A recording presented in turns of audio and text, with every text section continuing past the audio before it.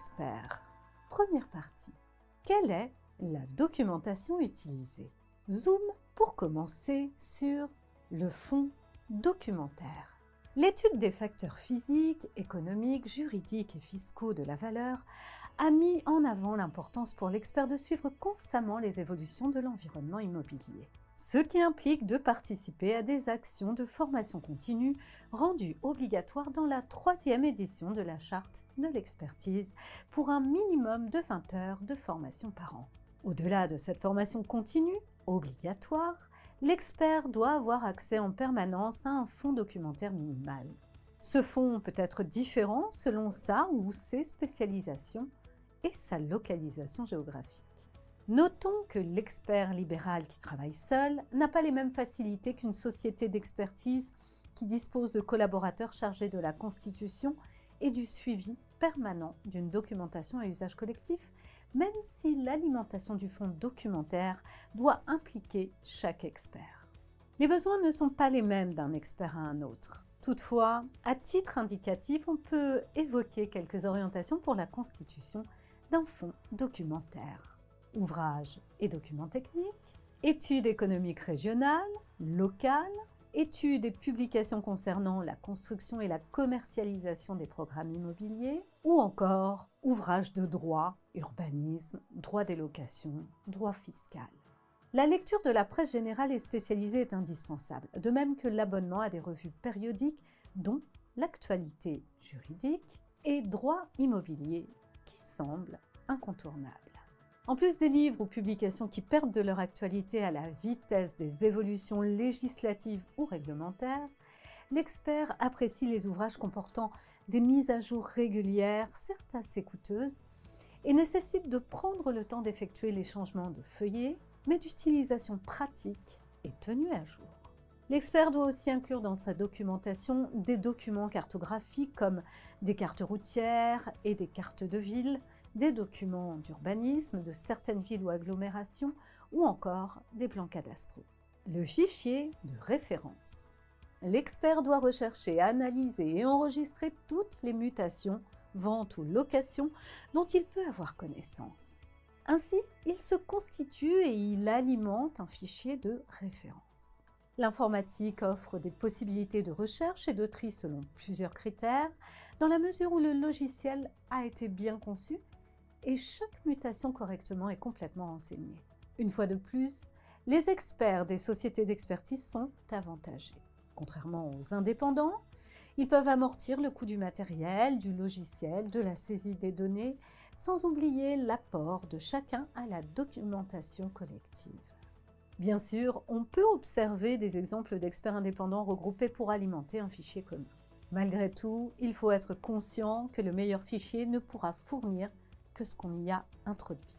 Quelques données sur la mesure de la performance de l'immobilier d'investissement.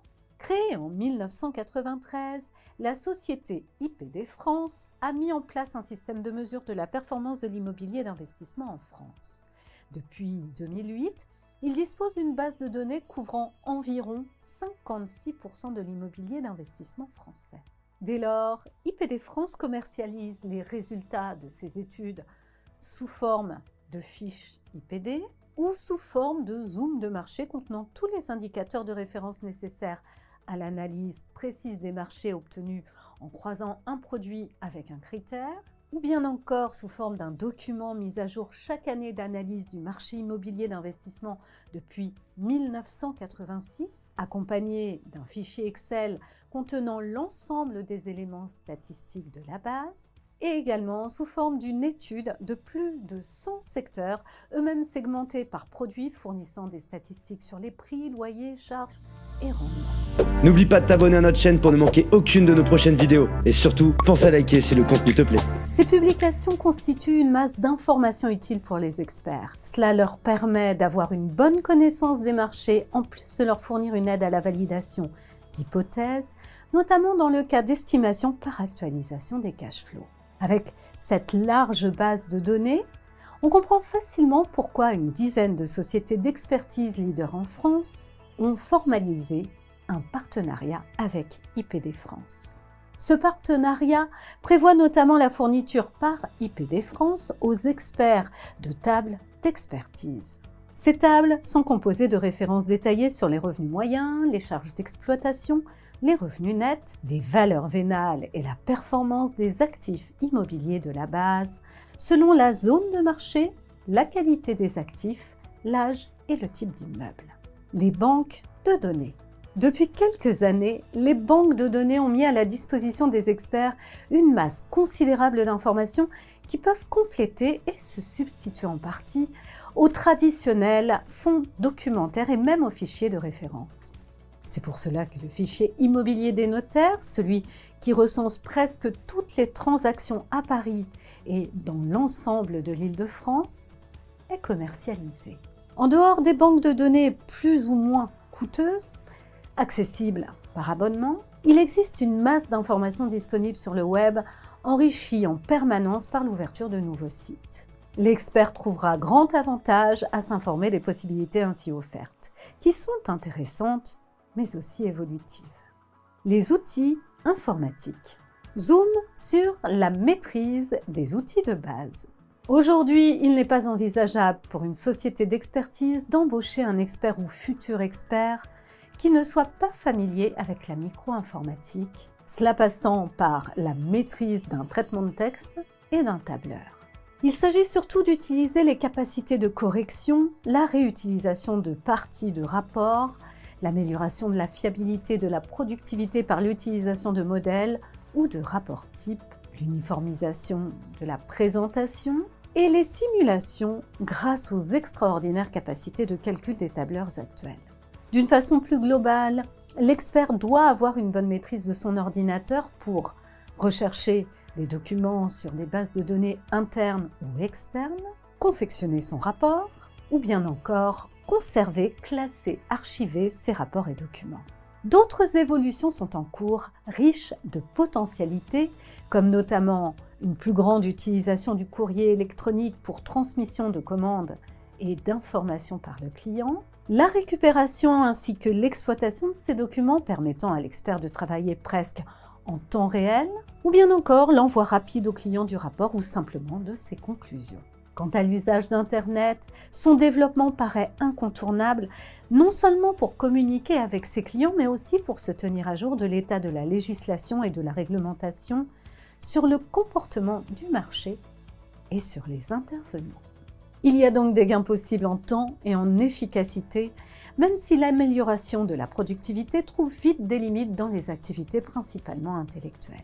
Cela permettra peut-être à l'expert de se consacrer davantage à une mission de conseil et ainsi mieux répondre aux nouvelles demandes de certains clients investisseurs liées à la financiarisation plus grande de l'immobilier qu'il y a 10 ans. Les logiciels spécifiques. L'expert peut avoir besoin d'outils informatiques spécifiques, par exemple, pour mettre en œuvre un fichier de référence pour assurer la gestion et le suivi administratif de ses affaires ou pour tenir sa comptabilité. Il a alors généralement le choix entre des logiciels du commerce et des développements spécifiques. Il en est de même s'il veut disposer d'outils de calcul pour des besoins plus ou moins répétitifs liés à des spécialisations professionnelles, comme l'analyse de bilan financier prévisionnel d'opérations de promotion ou l'estimation par actualisation des cash flows, par exemple. Cette dernière méthode d'estimation peut être mise en œuvre avec une bonne maîtrise d'un tableur. Cependant, des experts ont développé des logiciels adaptés à leurs besoins et permettant des simulations fines d'évolution de flux financiers. Là encore, sans une certaine aisance en informatique, il n'est pas possible de se lancer dans cette méthode. Et ce, malgré sa demande croissante auprès des experts par certains investisseurs.